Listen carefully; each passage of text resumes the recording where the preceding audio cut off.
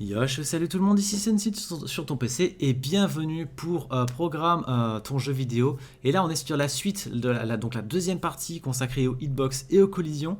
La dernière fois on avait créé les hitbox de notre personnage. Vous pouvez le voir quand vous faites F4, vous avez toutes les hitbox qui s'affichent. Juste là voilà, je traverse les objets comme c'est pas permis. Et dans l'objectif, ce qu'on va faire, c'est qu'on va essayer de faire un truc. Donc ça c'est mon code test NeoGame. Et vous allez voir que moi... mon système il est fonctionnel. Pourquoi je pouvais pas bouger? Wesh. Ok, non, petite erreur, j'avais dû mettre sur pause. Voilà, vous avez vu, là je percute les murs. Il y a deux ennemis. Les deux ennemis, ils se percutent entre eux, sans problème. Bon, il y a là, ça c'est un petit souci. Ça c'est un petit souci à cause de la vitesse de mon joueur. Quand je réduis la vitesse, en fait ça fait pas ça.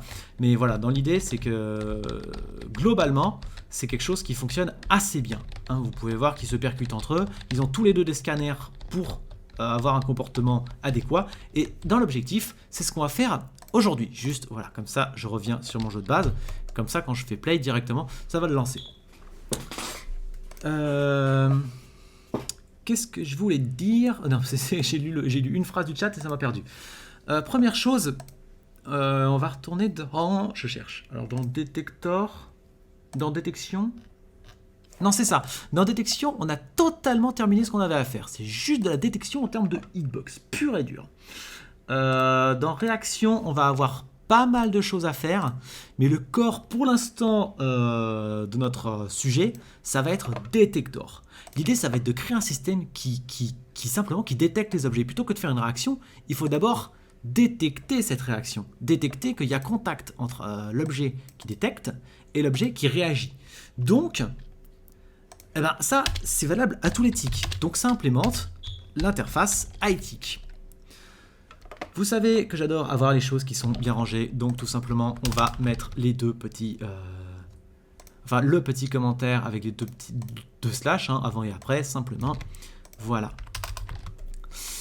Ce qu'on veut, c'est simplement... ce qu'on veut, c'est concrètement déclencher une réaction. Donc, basiquement, ce qu'on veut, c'est cln reactor object. Lancer la fonction colliding réaction en fonction du détecteur qui est dedans. Voilà. Basiquement, on veut réussir à faire ça. Sauf que ben, cet objet, on ne l'a pas ici. Donc il va falloir aller le récupérer. Où est-ce qu'il est?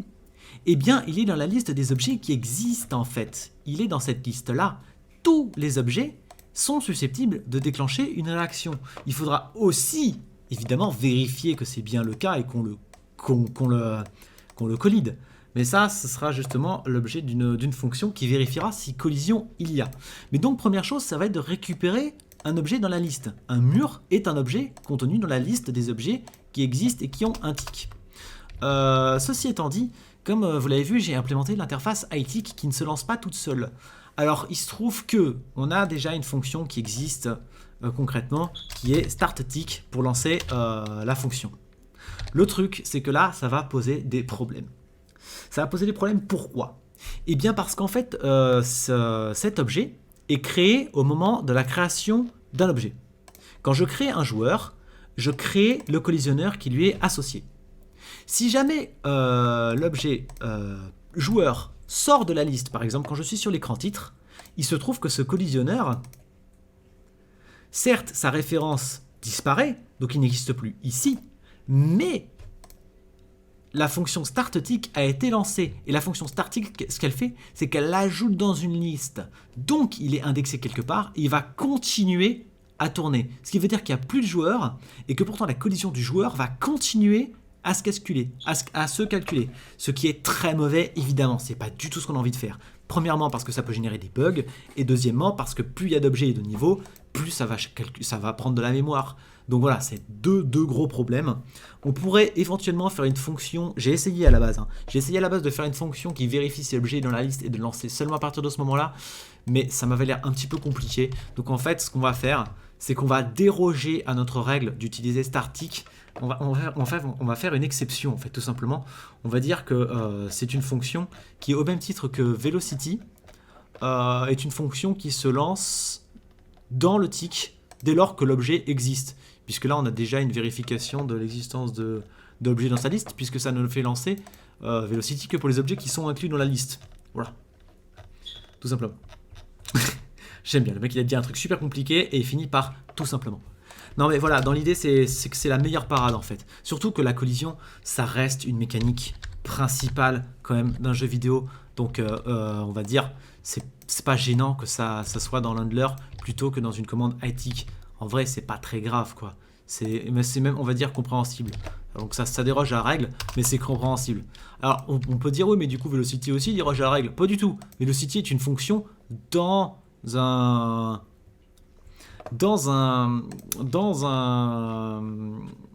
objet même en fait.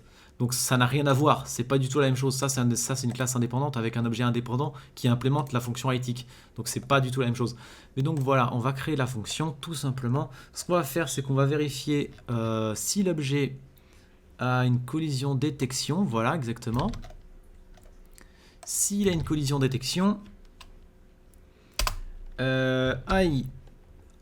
collision détection collision detector object égale, donc voilà, on fait passer le temp object pour un objet venant de cette interface. Pourquoi on fait ça? Simplement pour appeler la fonction qui est justement dans collision détection. Quoi, qu'est-ce qui se passe? Tu ne l'as pas aimé? J'ai mal écrit? C'est quoi ton problème? Non mais c'est pas une variable ça, c'est... tu m'embêtes. C'est une classe.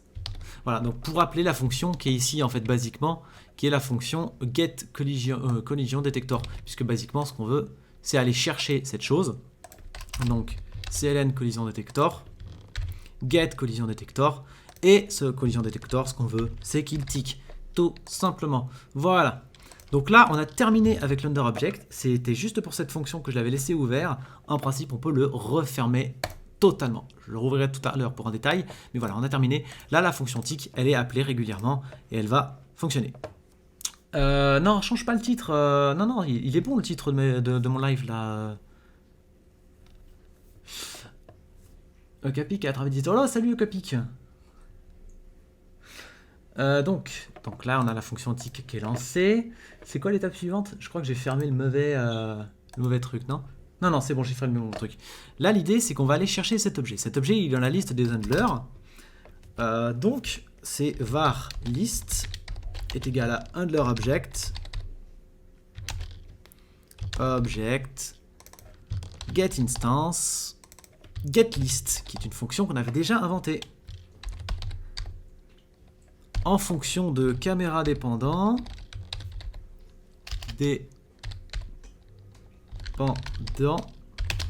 layer above. Voilà. Là, évidemment, il me dit attends, il y a un souci, cette fonction n'existe pas. Non, mais avant ça, il a un autre problème. D'accord, oui, évidemment, il ne sait pas ce qu'est caméra dépendante et layer above. Bah ça, c'est les propriétés de l'objet de notre collisionneur en fait. Concrètement, le joueur, il n'est pas dépendant de la caméra, eh bien, il pourra percuter que les objets qui seront pas dépendants de la caméra. Ou alors, s'il est dépendant de la caméra, il faut qu'il puisse percuter les objets qui sont dépendants de la caméra, tout simplement. Concrètement, voilà, ta souris, elle peut cliquer sur le menu pause. Pourquoi? Parce que le menu pause, il n'est pas dépendant de la caméra et ta souris non plus. Voilà, et inversement, le joueur, il peut le faire parce que le joueur l'est. Donc pour ça, c'est une propriété qu'il faut aller récupérer pour avoir accès à l'objet dans la bonne liste, évidemment. Donc, boolean layer above. Oh là, c'est un R, s'il te plaît, voilà, merci. Est égal à cln detector, get layer above. Non, c'est is layer above. Et on est bon. Ouais, presque. Voilà, ça c'est l'erreur que je disais m'a pas, qui nécessitera qu'on revienne dans leur object et qu'il n'a pas affiché tout à l'heure et qui m'affiche maintenant, c'est que getList, je l'ai mis en privé. Bon, bah écoutez, là j'en ai besoin et je pense que j'en aurai besoin dans d'autres fonctions, comme la fonction des événements ou ce genre de choses. J'aurais besoin de savoir que les objets qui existent, et pareil, même mécanique de faire la liste de chercher la liste des objets, donc on va simplement remettre en public tout simplement. Ensuite, on va retourner dans leur object, parce que là on a une boucle qui est fonctionnelle, une boucle qui va me chercher tous les objets. Elle est là, voilà, tout simplement. Hop. À la différence près que là, pour pas se tromper, ce qu'on va faire, c'est on va pas dire que c'est temp object, on va préciser que c'est les reactor object qu'on cherche en fait. Reactor, pour bien faire la différence entre reactor et detector.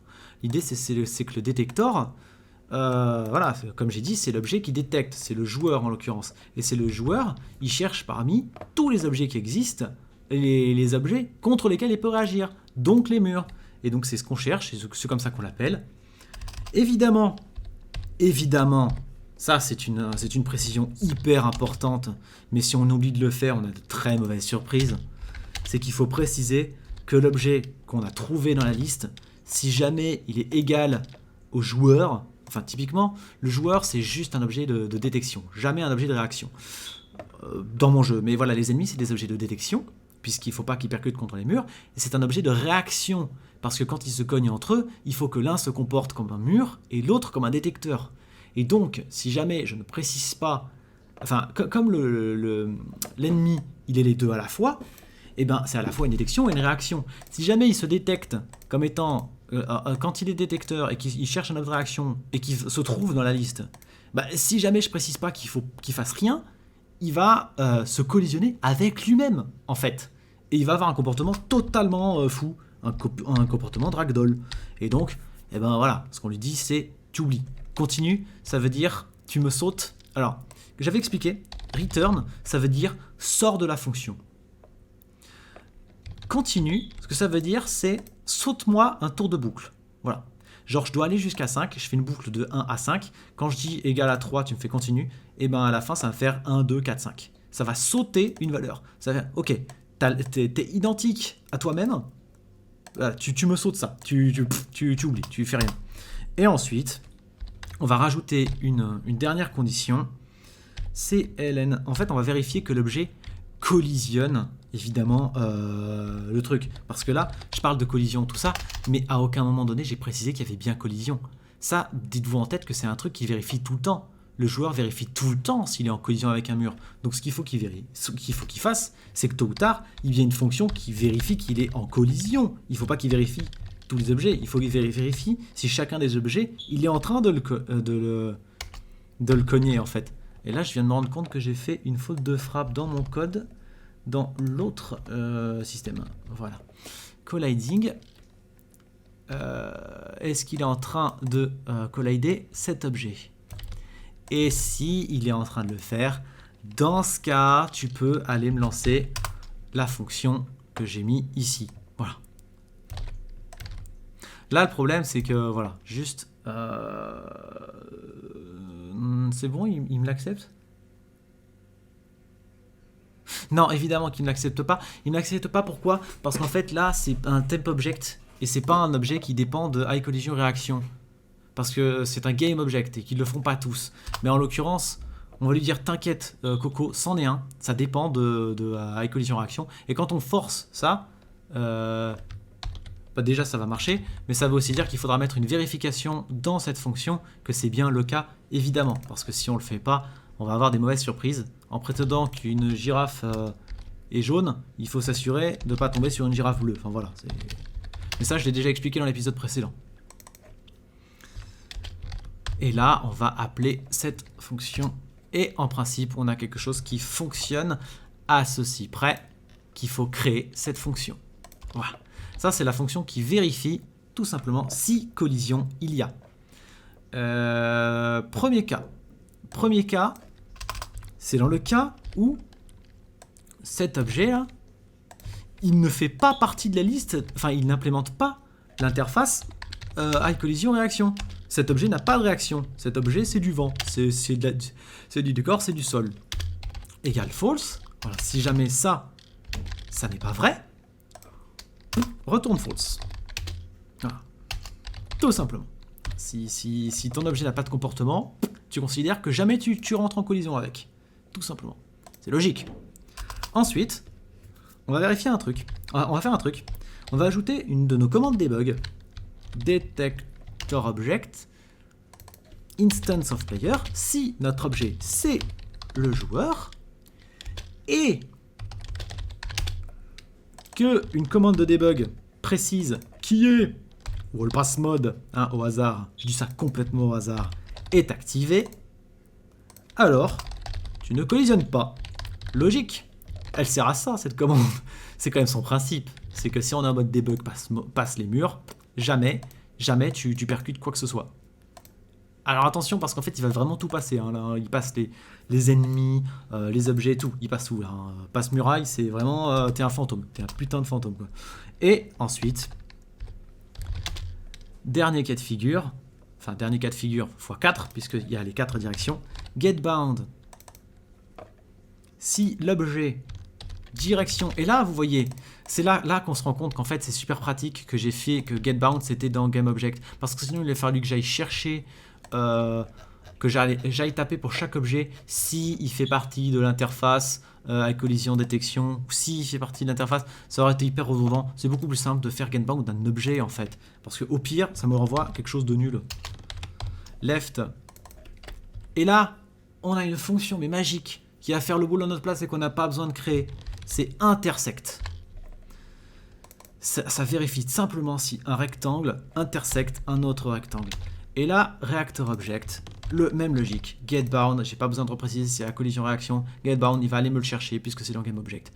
Et si là, donc ta hitbox de gauche, elle percute l'objet, eh bien, tu fais que oui. Oui, ça percute. Oui, c'est vrai. Oui, il y a collision. Pareil pour droite, haut, bas. Voilà, donc ça, c'est des copier-coller. Droite, haut, bas. Right. Up. Notez que là, j'ai pas encore mis de comportement. Hein. Là, je vérifie simplement si collision il y a. Et en dernier requête, si c'est aucune de ces conditions, ce qui ne devrait pas être le cas, puisque logiquement, on a mis toutes les conditions qui existent. Si tu percutes gauche, droite, haut, bas, ou que tu le percutes pas parce que l'objet n'est pas percutable, voilà. Maintenant, il y a le cas où tu le percutes tout simplement pas. Attends. Instance of... Non, bah non, mais attends, j'ai une bêtise. J'ai mis should not occur. Non, c'est faux. Si tu percutes pas, bah, tu percutes pas. Retourne false, point. Je crois que j'ai terminé avec cette fonction. Cette classe, je dois dire. Ouais, il y a tout dans cette classe. Super. Donc, il y a tout dans cette classe. Dans GameObject, je crois que j'avais tout fait. Je vérifie vite fait. De mon côté, oui, GameObject, c'est bon. Player, c'était bon. Wall et collision-réaction, c'est ça. Il n'y a plus que collision-réaction et wall. Où il faut que j'ajoute un truc. Réaction. Bon, alors ça, c'est pas une mince affaire, mais en principe, enfin, je dis ça, en vrai, ça va être un copier-coller. Ça va être un copier-coller, mais pas brut, je vais quand même montrer ce que je fais. Mais dans l'idée, c'est qu'il faut qu'il y ait un comportement. Donc, première chose, on va créer une interface. Mais ça va être une interface utilitaire. Je vais l'appeler Generic Listener. Generic Listener. Avec une fonction do action. Voilà, exactement. Copier, coller. Voilà. C'est en fait... c'est un lambda. J'utiliserai en guise de lambda. J'expliquerai plus tard à quoi ça sert, mais en gros, ça permettra d'avoir des réactions. Là, ce qu'on veut, c'est public default void. Et ça, c'est une fonction qu'on ira chercher tout le temps, en fait. Ça doit... colliding reaction. Colliding reaction. Pardon, je me suis muté pour pas vous tousser dessus. J'ai besoin de 4 paramètres. 4 paramètres. CLN détector. Détector, logique. J'ai besoin de l'objet qui détecte la collision. J'ai besoin de l'objet qui reçoit la collision. pour savoir comment se comporte quoi. Reactor object. J'ai besoin de savoir tout simplement si c'est considéré comme un mur ou pas. C'est plus simple d'avoir carrément un boolean, parce que dans ce cas, si je fais un trou, voilà, c'est... Enfin, un trou true, en anglais, vrai, pas un trou, je fais un trou dans le mur. Voilà, c'est plus simple, parce qu'il y a des objets à partir duquel tu peux traverser, et des objets dans lesquels tu ne peux pas traverser, donc voilà, c'est plus simple, si ça bloque le passage ou pas. Et mon listener, générique, listener. Je l'ai bien écrit? Hop. J'ai plus qu'à rajouter un corps, à faire un petit contrôle Shift F. Voilà. Donc là, j'ai ma fonction. Premier cas de figure. Si l'objet getBound, intersect, getBound, voilà. Ça, c'est un copier-coller littéral de ce qu'on a déjà écrit plus tôt. Paf. Voilà. Si on est dans ce cas de figure. Je crois que j'ai mis trop de crochets, non? Non, j'ai mis une parenthèse en trop, là. C'est... Voilà. Si on est dans ce cas de figure, si on percute l'objet de par le côté gauche. Si jamais c'est considéré comme un mur, il faut que l'objet soit remis à sa place. Bah oui, j'ai expliqué l'épisode d'avant, soit l'objet, tu l'immobilises, mais on avait expliqué pourquoi ça ne marcherait pas, soit on le remet à sa place. Et sa nouvelle place, c'est laquelle? Eh bien, c'est la place qu'il a actuellement, en fait, avec une petite différence de vitesse. Enfin, une différence de vitesse, pas exactement, une différence qui est la taille de l'objet. En fait, c'est l'objet. Le joueur, quand il est là, pour rappel, le point 0, c'est là. Actuellement, si c'est cette hitbox qui est touchée, il faut que cet objet il soit remis à le joueur, il faut qu'il soit remis à cet endroit. Et cet endroit, en termes de hauteur, on s'en fiche. J'ai pas besoin de la manipuler, puisque là, c'est la hitbox de droite, ce qui veut dire que j'ai juste à manipuler un X. Cet endroit précisément, c'est quel endroit? Eh bien, c'est l'endroit actuel qu'il est.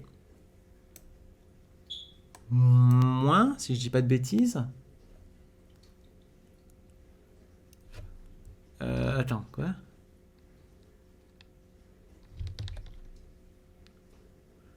Attends, quoi? Non, faut pas, c'est pas l'endroit actuel où il est, parce que justement, c'est celui qu'on essaie de remettre.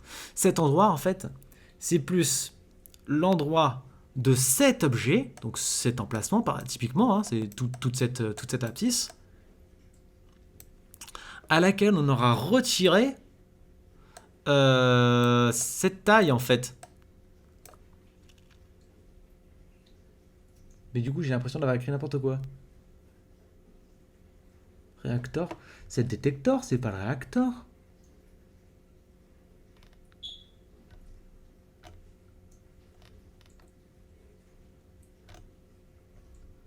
Bref, je sais pas, je comprends pas trop ce que j'ai écrit, mais l'idée c'est qu'en fait c'est ce principe. C'est ce principe, c'est juste que je l'ai revérifié plusieurs fois et qu'apparemment en fait ce que je m'apprêtais à écrire, c'est la bonne version. Apparemment, je comprends pas trop ce que j'ai écrit, mais dans l'idée c'est ça que j'ai voulu reproduire. Reactor object.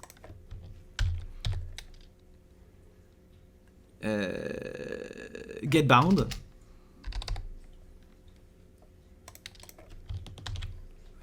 With. Voilà.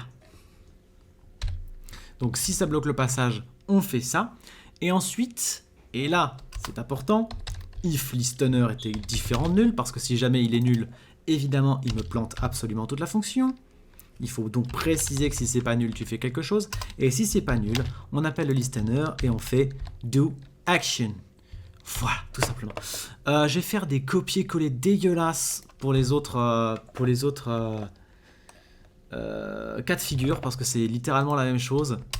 À ceci près que voilà, c'est pas exactement la même chose. Faites attention aux petites choses que j'ai rajoutées là. Le mini X, mini Y, ça je le rajouterai plus tard dans le futur.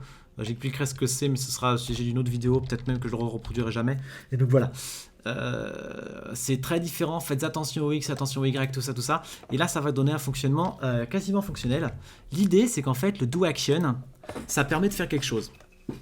Concrètement, quand je suis dans wall, si je veux que wall colliding reaction, celui-là.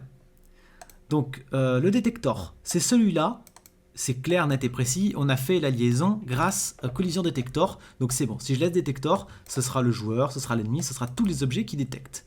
L'objet de réaction, c'est celui-là.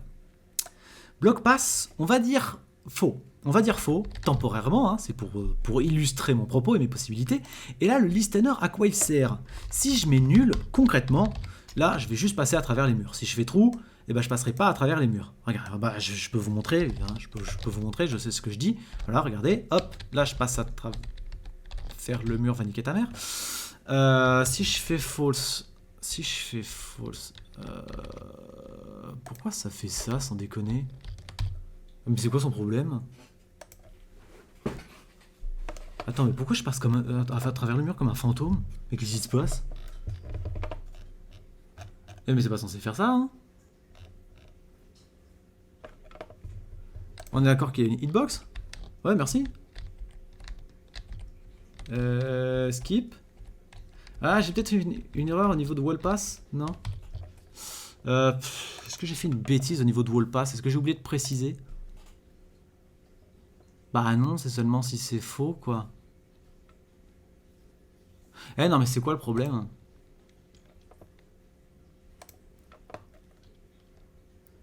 Si tu bloques le mur, tu renvoies les coordonnées.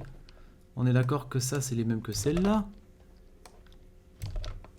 Ouais, c'est la même chose, non? Attends, fais voir, CSL Detector. Ah ouais, non, non, non. Déjà, il y a une bêtise. Reactor. Voilà, Reactor Object. Ici, c'est Detector. Et ici, c'est Reactor. Ok. Donc, c'est Detector, Reactor, Reactor. On est d'accord? Reactor, Reactor, d'accord. Bon, peut-être que ça fera une différence, peut-être. Je sais pas. À mon avis, non. Bon, non, ça fait pas de différence. Peut-être dans l'handler que j'ai oublié de faire quelque chose de correct. Collision. Collision, collision. Ouais. Comment ça se passe dans mon handler à moi, perso? Excusez-moi, c'était pas prévu. Hein, c'est les aléas du test du code. Collision, je vérifie. Détection, détection, get collision, détection. Détection, détection, collision, détection. Non, c'est bon ça. Non, non, ça c'est bon ça. Get collision detector, tic. Ouais, non, ça a l'air bon ça. Collision detector, tic. Bah ouais, elle est là la fonction, elle tourne. Si l'objet c'est identique, tu fais rien. Collision, vérifie. Bah c'est littéralement la même chose. C'est littéralement la même chose.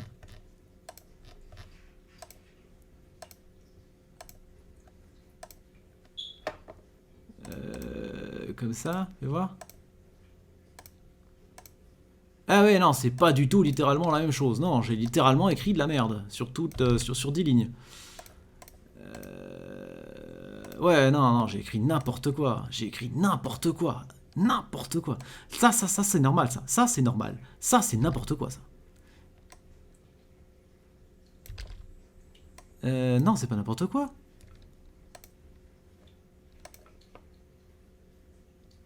Attends, quoi? Attends, qu'est-ce que c'est que cette histoire? Collision detector.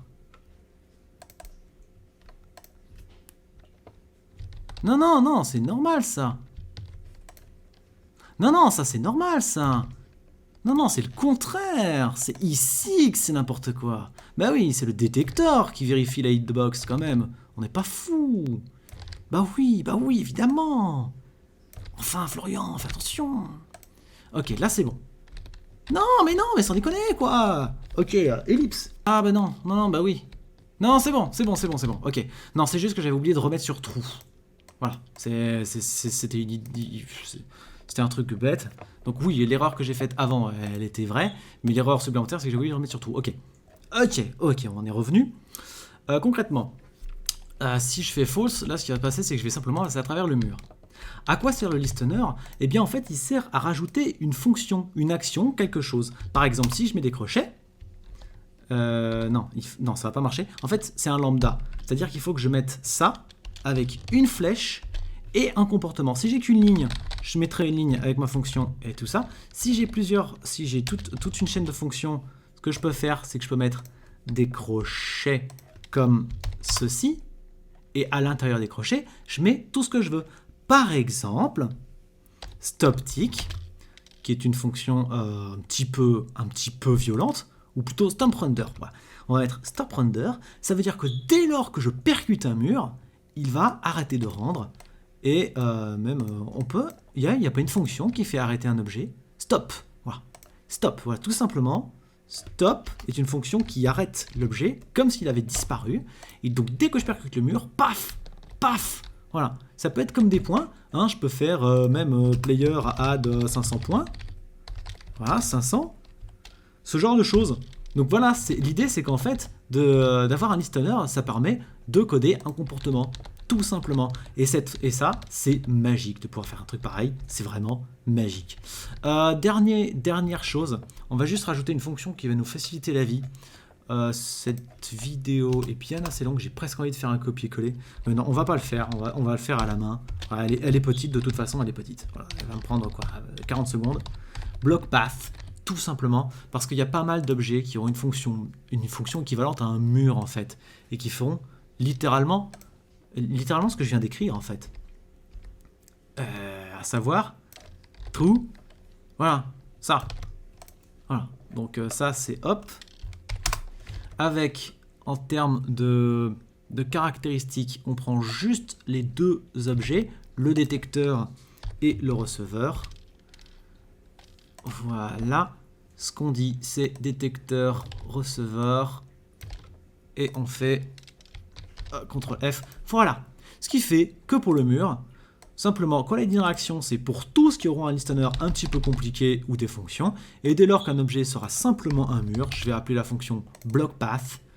Je laisse ça tout seul. Je fais que ça, c'est 10. Et voilà, là, je sais que ça fonctionne et que j'aurai pas d'emmerde. C'est une fonction qui fonctionne tout simplement. Voilà, oups. Donc comme vous pouvez le voir, ça fonctionne bien. Là où on peut avoir des problèmes, c'est quand le joueur est trop rapide. S'il est trop rapide, il va y avoir des conflits de hitbox. Parce qu'en fait, voilà, regardez. Hop. Qu'est-ce qui se passe? Il se passe qu'en fait, la hitbox du haut n'a pas le temps de comprendre que je me suis retrouvé en fait à toucher avec la hitbox de droite. En fait, parce que j'ai enfoncé mon joueur. Il est allé plus loin que prévu. Et du coup, c'est le comportement de droite ou de gauche qui va primer, en fait.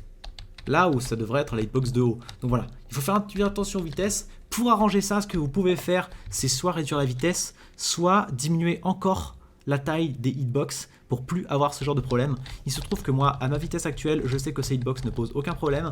Pour les ennemis, ça peut en causer, donc il faudra que je fasse attention à ce détail. Mais voilà. Vous avez toutes les clés en main pour réussir à faire un bon jeu vidéo. Vous avez des collisions. Là, vous pouvez faire vraiment une bonne base, quoi. La seule chose qui manque que je vous ai pas montré, c'est comment faire des ennemis avec une intelligence artificielle. Comment créer une map de level plutôt que de devoir la coder à la main en faisant un bloc ici, un bloc ici, un bloc ici. Donc voilà, créer un fichier JPEG qui permet qu'on peut importer dans le jeu et télécharger comme étant une map. Donc il y a ça, il y a les ennemis. Et il y a importer des images que je ne vous ai pas montré. Voilà, ce sont les 3 trucs essentiels des sujets des prochaines vidéos qu'il faudra absolument que je vous montre. Probablement peut-être un système de sauvegarde éventuellement qu'il faudra que je vous montre. Il y a encore pas mal de choses qu'il faut que je vous montre. Et voilà, ça c'est les 3 prochains épisodes. Je ne sais pas dans quel ordre. Mais voilà, il faudra que je vous montre ces choses-là. Merci encore d'avoir été ici avec moi. Merci si vous avez eu la patience de regarder ça jusqu'au bout. Parce qu'en vrai c'est un gros morceau. Vraiment c'est un gros morceau. Je vous fais des gros bisous. Et je vous dis à la prochaine. Allez, bye.